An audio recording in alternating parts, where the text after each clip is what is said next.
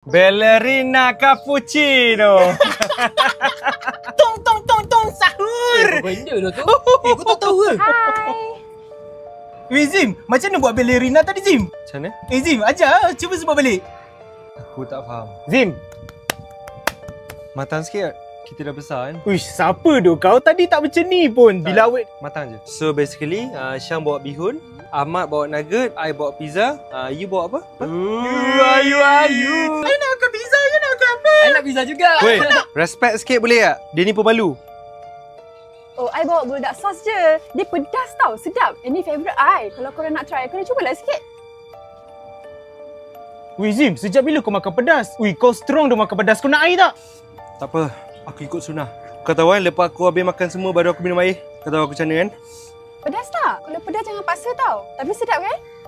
Okey je. Ini yang paling pedas kan? Tengok I gaul sos dengan bihun pula. Asal ada bunyi? Tak pedas? Okey.